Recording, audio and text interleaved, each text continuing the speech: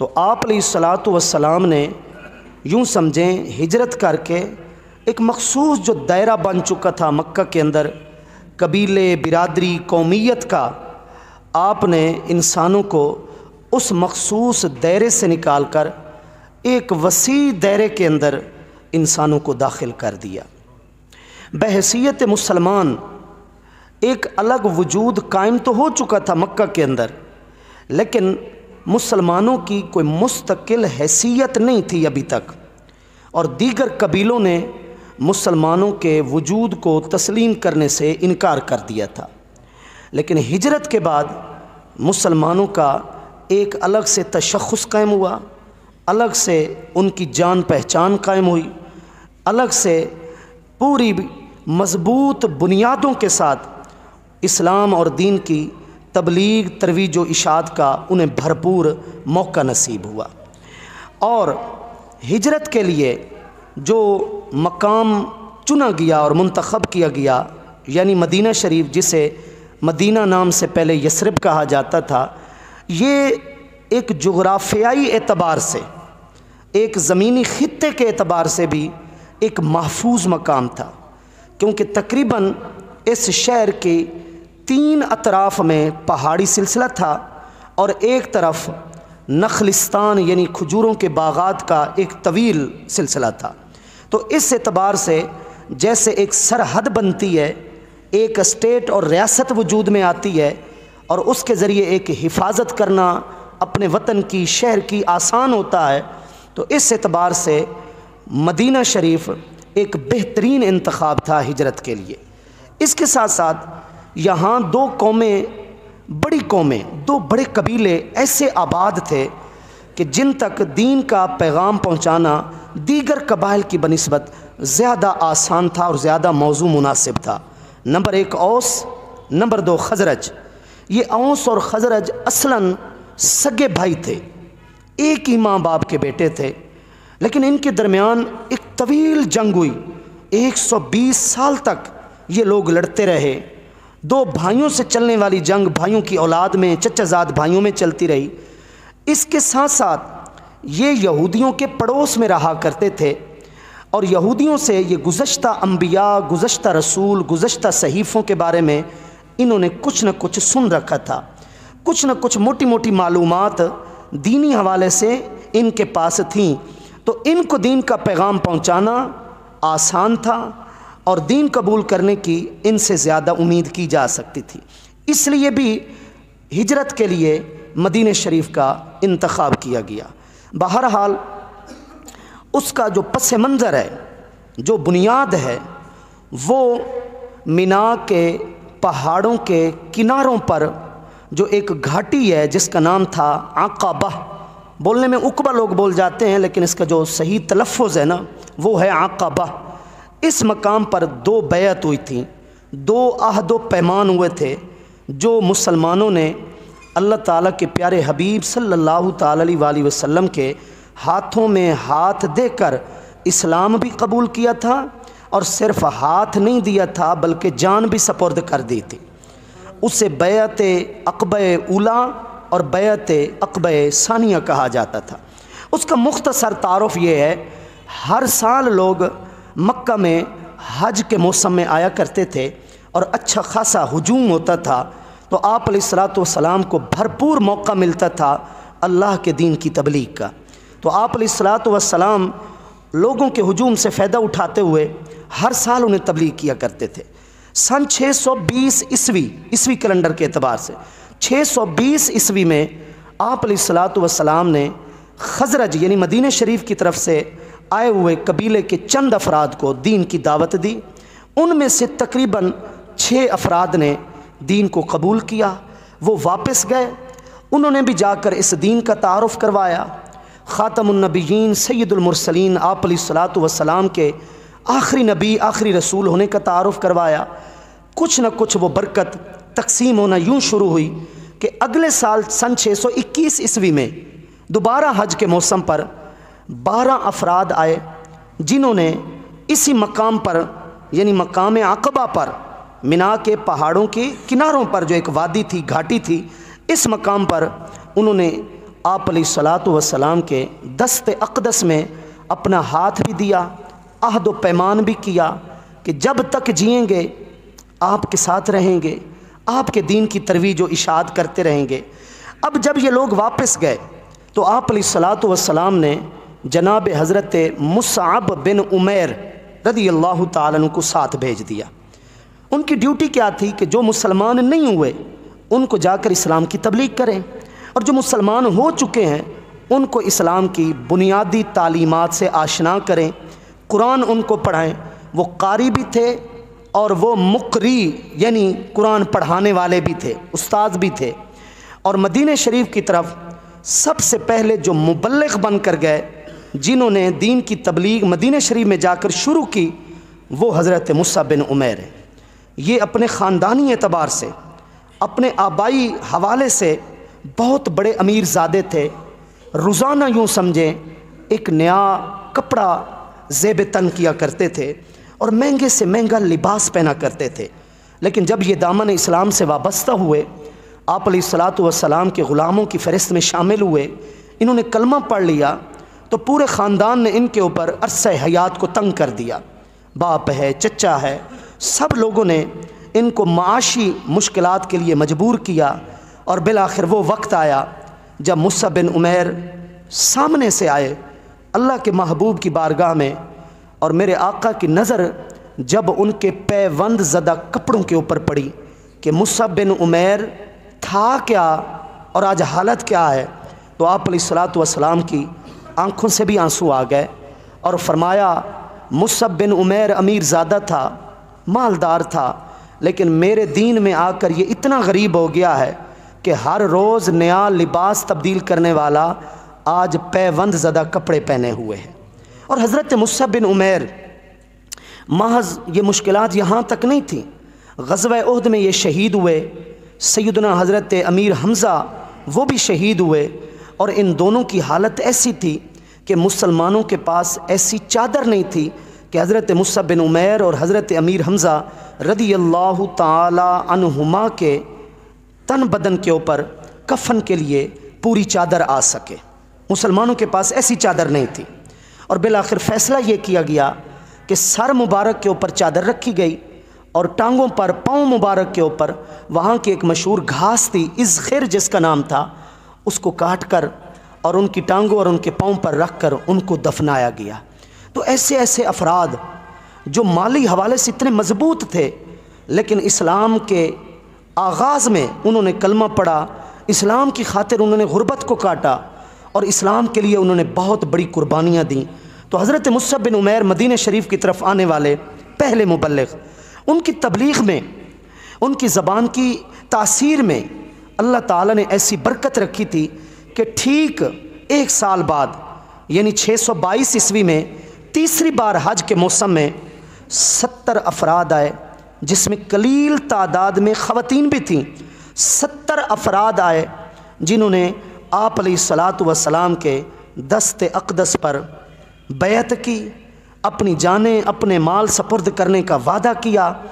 इन्होंने भी दोबारा इसी मकाम पर यानी मिना के पहाड़ों के किनारों पर मौजूद वादी और घाटी जो अकबा के नाम से थी, उसके अंदर आकर इन्होंने बैत की, जिसे बैत अक़बा सानिया कहा जाता है। यहाँ से आगाज़ हुआ मदीने शरीफ के अंदर दीन की समझ बूझ का, दीन की तबलीग का। जब मक्का के कुफ़ार को पता चला, मुशरिकीन को पता चला कि ये दीन अब हमारे वतन से निकल कर किसी दूसरे वतन की तरफ भी जा रहा है और वहाँ के लोग इस्लाम कबूल कर रहे हैं और वहाँ के लोग हर साल आकर इस नबी का कलमा पढ़ते हैं, अहद व पैमान करते हैं, उन लोगों ने अपने तौर पर साजिशें शुरू कर दी। मैंने गुज़श्ता खुतबे में बता दिया था कि जनाब अबू तालिब के विसाल के बाद ये सिलसिला उनकी तरफ से ईज़ा रसानी का यानी तकालीफ पहुँचाने का बहुत ज़्यादा हो गया। अब उन्होंने एक बहुत बड़े पैमाने पर मीटिंग की और कबीले के लोगों को बुला लिया।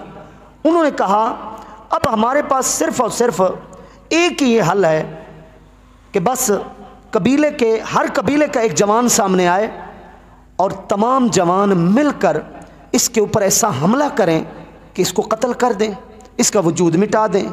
नऊज़ु बिल्लाहि ताला मिन ज़ालिक। लेकिन मेरे रब का वो फरमान कि वल्लाहु यासिमुका मिनन नास, लोग लाख साजिशें कर रहे हैं, ए हबीब तुझे बचाने वाला मैं ख़ुद हूँ, तेरा अल्लाह तुझे बचाएगा लोगों के शर से। ये लोग साजिशें कर रहे थे और अल्लाह खुफिया तदबीर फरमा रहा था कि अपने महबूब को इनकी साजिश से बचाना कैसे है। कुरान मजीद की 8वीं सूरत सूरह अनफाल 9वें पारे के आखिर में आयत नंबर 30 के अंदर इस चीज़ का बयान मौजूद है। व इज़ यमकुरु बिकल्लज़ीन कफ़रू लियुस्बितूका औ यक़्तुलूका औ युख़रिजूका व यमकुरून व यमकुरुल्लाह वल्लाहु खैरुल माकिरीन। इरशाद फरमाया कि ये तेरे वजूद को, तेरे ज़िक्र को मिटाने की साजिशें कर रहे थे और मैं ऐसी तदबीर कर रहा था जिससे तेरे वजूद मसूद की मज़ीद बरकतें दुनिया के अंदर बटेंगी और तकसीम होंगी।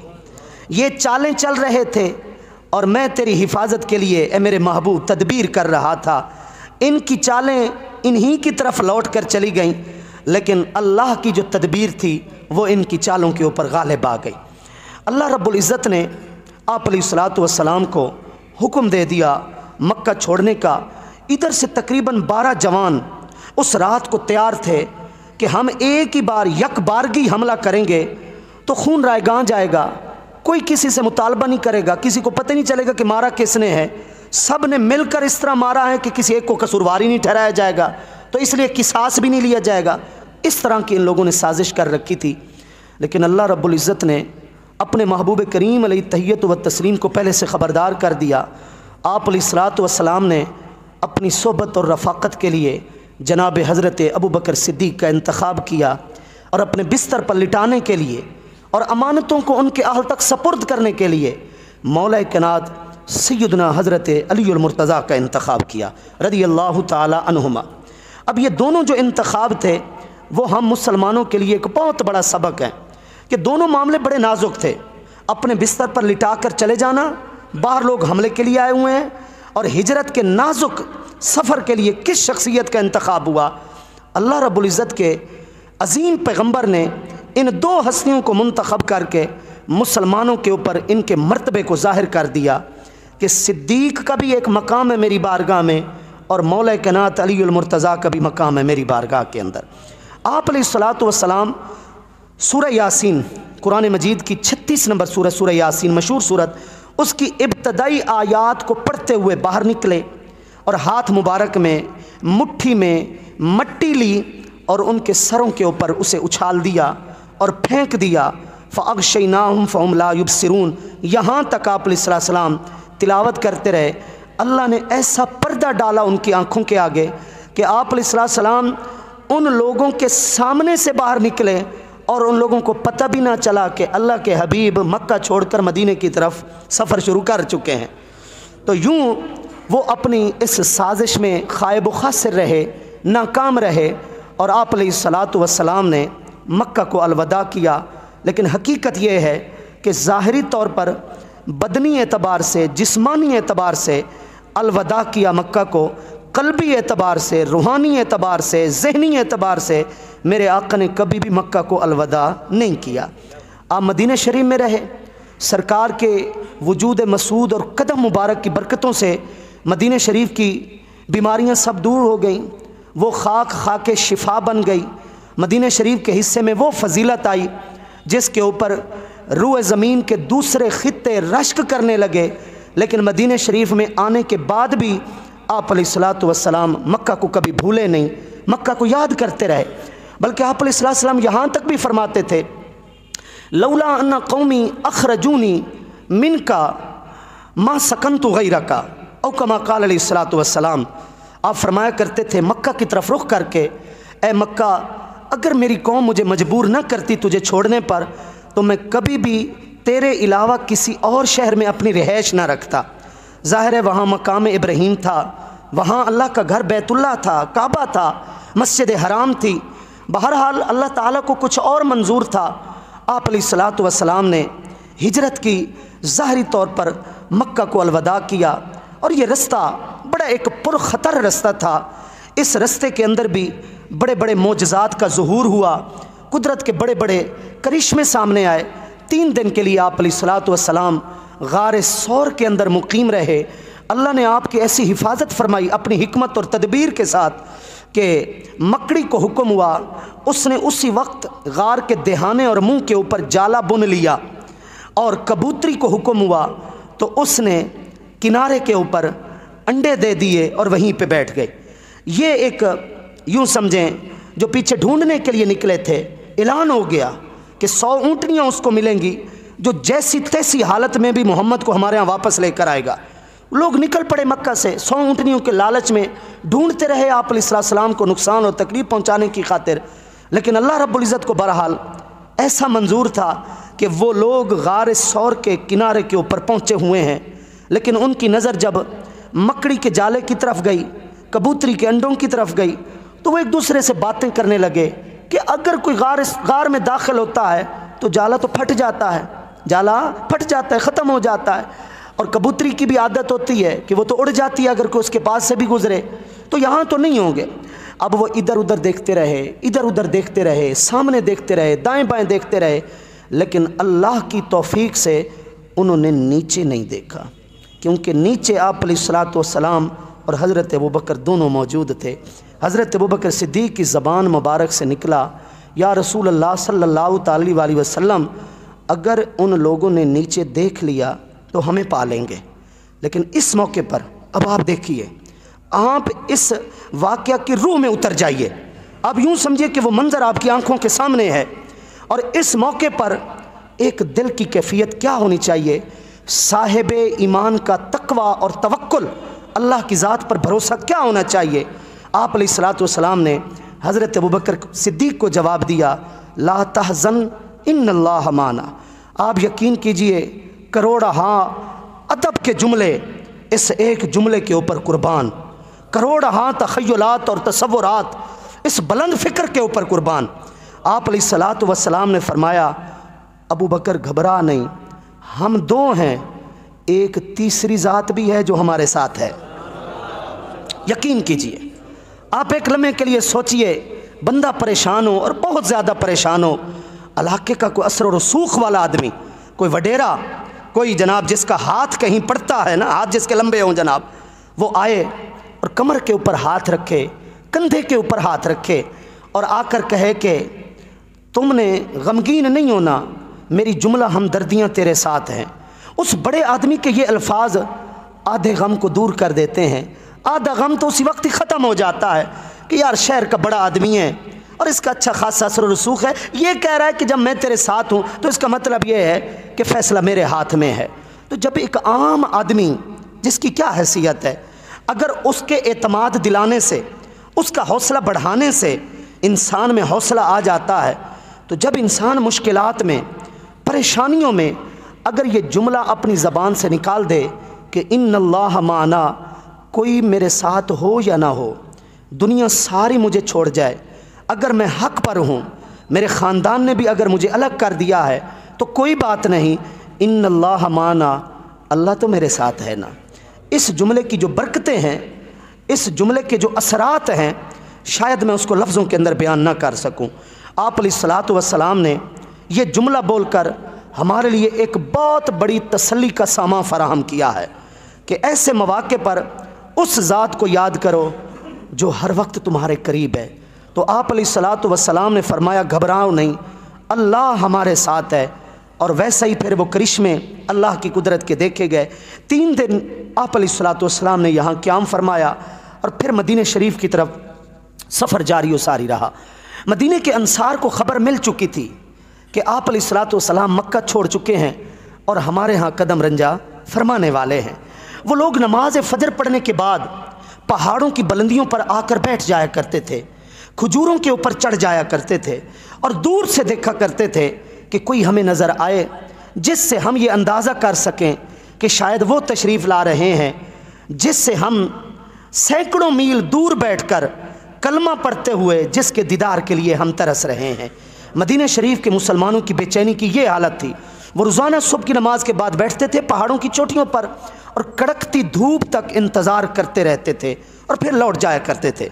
एक दिन वो जब लौट कर गए तो पीछे एक यहूदी ने आकर ख़बर दी कि 2 फ़र्द महसूस हो रहे हैं, जो दूर से आते दिखाई देते हैं, नज़र आ रहे हैं। शायद तुम्हारा नबी मदीने शरीफ की तरफ आ चुका है और करीब है। अंसार के तकरीबन 500 अफराद मदीने शरीफ से बाहर निकले और उन लोगों ने आप अलैहिस्सलातु वस्सलाम का भरपूर अकीदत के साथ इस्तकबाल किया।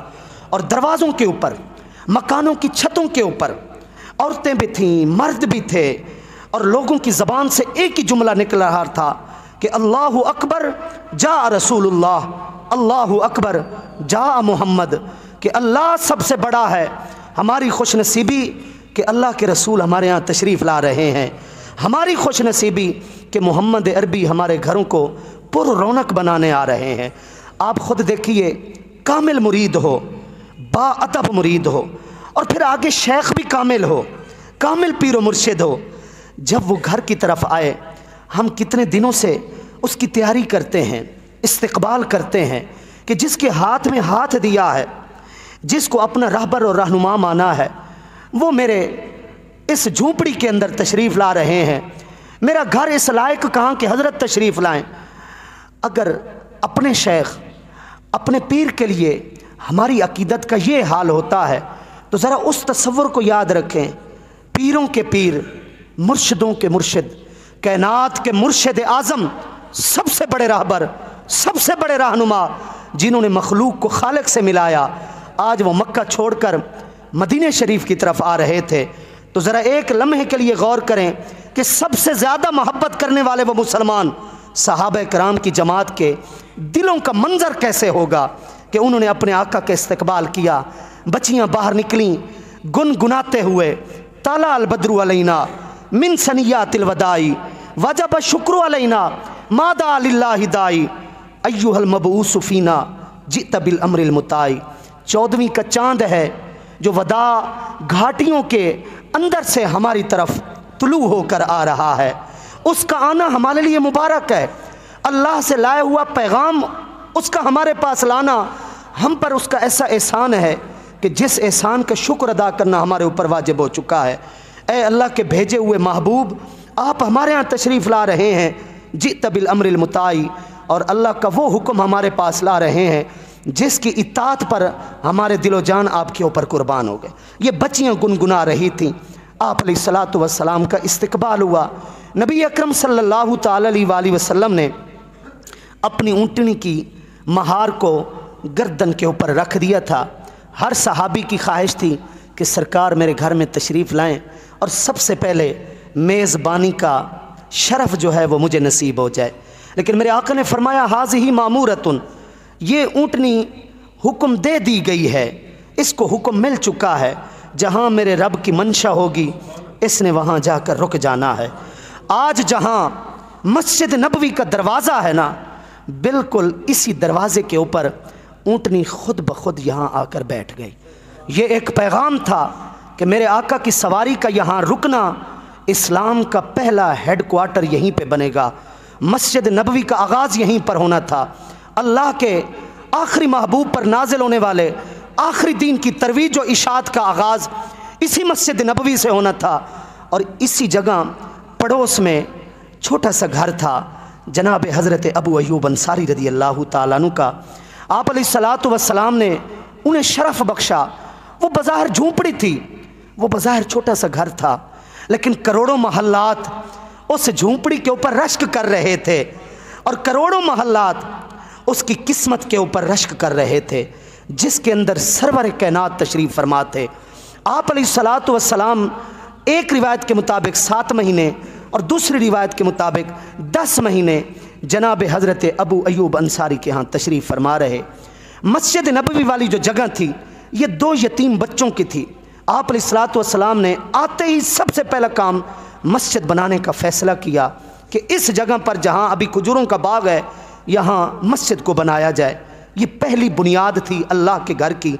मदीने शरीफ की तरफ आते वक्त रस्ते में भी मकाम कुबा पर आपने एक मस्जिद की तामीर भी करवाई और उससे थोड़ा सा आगे बनी सालिम के कबीले में आपने पहली नमाज जुमा भी पढ़ाई। नमाज जुमा का आगाज़ वहीं से हुआ और मस्जिद कुबा की तामीर वहाँ पर हुई, लेकिन बाकायदा जो आगाज़ जो कह रहा हूँ वो मस्जिद नबवी से हुआ। 2 यतीम बच्चों की वो जदाद थी। उन्होंने आप अलैहिस्सलाम की बारगाह में अर्ज़ की कि हम हदीयतन आपकी बारगाह में पेश करते हैं, आप इसे मस्जिद के लिए इस्तेमाल करें।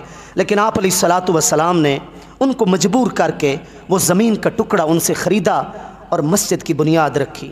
और कमाल है, और इस कमाल के ऊपर हम सब कुर्बान जाएं कि जब मस्जिद बन रही थी और वो ईंटें उठाई जा रही थी तो मेरे महबूब ख़ुद उन ईंटों उठाने वालों के अंदर शामिल थे। आप अलैहिस्सलाम ख़ुद ईंटें उठाकर उस मस्जिद की तामीर में हिस्सा ले रहे थे। अंसार भी थे, मुहाजिरीन भी थे, और मेरे आका की ज़बान से एक जुमला निकल रहा था, अल्लाहुम्मा इन्नल अजरा अजरल आखिरा फ़ग़फ़िरिल अंसारा वल मुहाजिरा। ऐ अल्लाह, उजरत तो वो उजरत है जो कल बरोज़ हश्र तो हमें अता करेगा। दुनिया वाले क्या उजरत दे सकते हैं? उजरत है ही वही जो कल बरोज़ हश्र तू हमें देगा। ऐ अल्लाह, तेरे घर बनाने में जो अंसार और मुहाजिरीन हिस्सा ले रहे हैं, इनको बख्शिश का परवाना जारी फरमा दे, इनकी बख्शिश फरमा दे। मस्जिद नबवी बन गई। मक्का के कुफार हैरान और परेशान हो गए। ये इज़्ज़तें उनको हज़म ना हुई। उन्होंने साजिशें शुरू कर दी, यहाँ के यहूदियों को भी आपस में मिला लिया। यहाँ एक गिरोह निकला जो एक नई तर्ज के ऊपर यूँ समझें इस्लाम को जिसने नुकसान पहुँचाया, और वो था निफाक, मुनाफ़िकत, मुनाफिकीन का गिरोह। कलमा भी पढ़ता था, अल्लाह के महबूब के पीछे नमाज़ें भी पढ़ता था, लेकिन टोटल साजिशें मुशरिकीन मक्का के साथ मिलकर दीन इस्लाम को नुकसान पहुँचाने के लिए किया करता था। बहरहाल युरीदून लियुत्फ़िऊ नूरल्लाहि बिअफ़वाहिहिम वल्लाहु मुतिम्मु नूरिही। मैं इस मौके के लिए सिर्फ इस एक आयत का इंतखाब आपके सामने रख रहा हूँ। मेरे अल्लाह ने फरमाया कि सारे मुखालिफ मिलकर दीन के चिराग को फूंके मार मार मार मार के बुझाने की कोशिश करते रहे, और ए मेरे महबूब, मैं तेरे दीन के चिराग की रोशनी को और बढ़ाता रहा। रोशनी बढ़ती रही, वो फूंके मार कर बुझाने की कोशिश करते रहे। वल्लाहु मुतिम्मु नूरिही, और अल्लाह अपने नाजिल करदा नूर को मज़ीद तमाम करता रहा और उसकी तकमील करता रहा। बिल आखिर जैसे माहिर डॉक्टर फैसला करता है ना कि जनाब तेरा उज़्व इतना ख़राब हो चुका है कि अगर तूने ना काटा तो फिर दीगर उज़्व को भी ये ख़राब कर देगा, तो माहिर डॉक्टर जैसे को टांग काट देता है, बाजू काट देता है, तो ऐसे ही फ़ैसला फिर एक क़िताल का हुआ, जिहाद का हुआ, ग़ज़वात का हुआ। उसके अंदर जानिसारों ने जानें पेश की, सच्चे जज्बे और सच्चे इखलास के लोगों ने इखलास का मुज़ाहरा किया। मेरे पास अगर वक्त होता तो मैं आपके सामने मिसालें रखता कि अल्लाह के महबूब के नाम पर और सिर्फ इशाराए अबरू पर, सिर्फ इन आँखों की पलकों के इशारों पर लोगों ने अपनी जानों को हथेलियों के ऊपर रख कर अल्लाह के महबूब की बारगाह में अकीदत के साथ ये नजराने पेश कैसे किए थे। बहरहाल वो ग़ज़वात, ग़ज़वा बदर जिसे यौम फ़ुरक़ान कहा गया, जिसने काफ़रों को और काफ़रों की साजिशों को तोड़ के रख दिया, हक़ और बातिल के दरमियान बहुत बड़ी दीवार खड़ी कर दी। फिर उसके बाद ग़ज़वा उहद, फिर ग़ज़वा खंदक जिसे ग़ज़वा अहज़ाब कहा जाता है, सब लोगों ने मिलकर मुसलमानों के ऊपर हमला किया। बहरहाल ये हमले भी होते रहे, हिकमत और तदबीर के साथ तबलीग भी होती रही। बिल आखिर वक्त आन पहुँचा सन 8 हिजरी फ़तेह मक्का का। जो मक्का छोड़ा था, आज 10,000 सहाबा इकराम के साथ मेरे आका फातिहाना अंदाज में उस मक्का में दाखिल हो रहे हैं।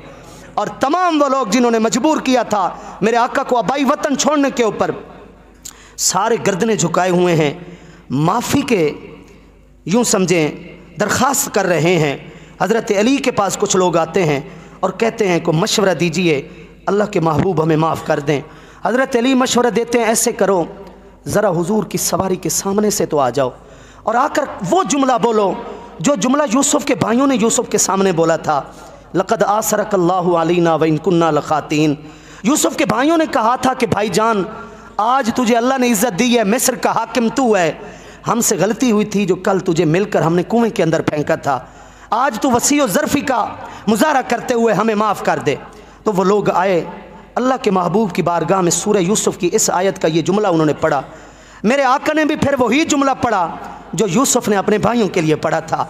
यूसुफ़ ने फरमाया था, जाओ रज़ा इलाही के लिए तुम्हें माफ़ भी करता हूँ और अल्लाह से तुम्हारी मग़फ़िरत की सिफारिश भी करता हूँ। ला तसरीबा अलैकुमुल यौम यग़फ़िरुल्लाहु लना व लकुम। इस तरह अल्लाह रब्बुल इज़्ज़त ने जो सूरह यूसुफ़ में उस मंज़र को बयान किया, अल्लाह के हबीब ने भी यही फरमाया, ला तसरीब अलैकुमुल यौम यग़फ़िरुल्लाहु लकुम व हुवा अरहमुर राहिमीन। जाओ, कोई इंतकाम नहीं है, कोई बदला नहीं है, लिहाजा अल्लाह तुम्हें माफ़ कर दे। अब एक लम्हे के लिए सोचिए, एक लम्हे के लिए सोचिए, जो मगलूब होकर कहीं से जाए और गालिब होकर वापस लौटे तो फातिहाना अंदाज होता कैसे है। ये तो मौका होता है सर को ऊंचा रखने का, ये तो मौका होता है भरपूर जश्न मनाने का कि मक्का वालों, तुम्हें याद है कि मैं कैसे मक्का को छोड़ कर गया और आज तुम मेरे आगे झुके हुए हो। लेकिन मेरे आका ने यहाँ पर ऐसी आजिज़ी का इजहार किया, शायद ऐसी आजिज़ी का कभी इजहार ना फरमाया। और ये हमारे लिए बहुत बड़ा पैगाम था कि अगर अल्लाह तुम्हें मनसब दे, अल्लाह तुम्हें अगर रुतबा दे, तो अल्लाह की बारगाह में झुक जाना, अल्लाह की बारगाह में सर झुका देना। सहाबा किराम कहते हैं आप अलैहिस्सलाम जब मक्का में दाखिल हुए, सर मुबारक इतना झुका दिया कि वो जो कजावे की लकड़ी होती है ना, जो ऊँट की सवारी, जो कजावे की लकड़ी होती है, मेरे आका करीम अलैहिस्सलाम की ये ठोड़ी मुबारक उस लकड़ी से लग रही थी। बिला तशबीह, बिला तमसील अर्ज़ कर रहा हूँ, जैसे मैं मिंबर के ऊपर बैठा हूँ, एक बंदा सवारी के ऊपर बैठा है, उसका यूँ समझे चेहरा कितना ऊंचा है, सर कितना ऊंचा है, और लकड़ी जो होती है कजावे की वो बहुत नीचे होती है। लेकिन मेरे आका फतेह मक्का के मौके पर इतना सर नीचे झुका चुके थे कि ये थोड़ी मुबारक उस लकड़ी से लग रही थी। और पीछे बिठाया हुआ था अपने आज़ाद करदा ग़ुलाम के बेटे उसामा बिन ज़ैद को, जो रंग के सांवले थे, गरीब थे, ग़ुलाम ज़ादे थे। फतह मक्का हो रहा है, किसी पीछे सरदार को नहीं बिठाया, अपने पीछे एक ग़ुलाम इब्ने ग़ुलाम को बिठाया, ताकि लोगों को पता चले कि ये उनको इज़्ज़त देने आए हैं जिनकी दुनिया वालों ने इज़्ज़त नहीं की। बिलाल हबशी को काबा की छत पे खड़ा किया और इसलिए बता दिया कि जिन्हें लोग ग़ुलाम समझा करते थे और पाँव की ठोकरें मारकर जनाब उनके साथ बर्ताव किया करते थे, आज देख लो वो ग़ुलाम होकर अल्लाह ने उसे इज़्ज़त इतनी दी है कि वो काबा की छत के ऊपर खड़े होकर अल्लाह के कलिमात की गूंज डाल रहा है। तो ये आप अलैहिस्सलातु वस्सलाम का कमाल था, आपने सबको माफ़ किया। उसके बाद आप अलैहिस्सलातु वस्सलाम के लिए मौका आया हिज्जतुल वदा का। आपने राजिह रिवायत के मुताबिक 4 उम्रे किए हैं और 1 हज किया है। सन 9 हिजरी में हज फ़र्ज़ हो चुका। आपने मक्का छोड़ने से पहले हज किया या नहीं किया, ये एक इख्तलाफी बात है, लेकिन राजिह जो रिवायत है वो बता रहा हूँ। आपने अपनी ज़िंदगी में 4 उम्रे किए और 1 हज किया। जब लोगों को ख़बर मिली कि अल्लाह के महबूब हज करने जा रहे हैं सन 10 हिजरी के अंदर, फिर हर एक की खुशी हुई। आज मुरीद की कोशिश होती है कि मैं पीर की ज़ेर निगरानी हज अदा करूं, मेरा मुर्शिद मेरे साथ हो। तो सोचिए सहाबा कराम की कैसी ख्वाहिश होगी कि हम भी अल्लाह के महबूब की मैयत में हज को चलें। 1 लाख से ज़ायद अफराद जमा हुए और मेरे आका की ज़िंदगी का पहला हज 1 लाख सहाबा कराम के साथ हुआ।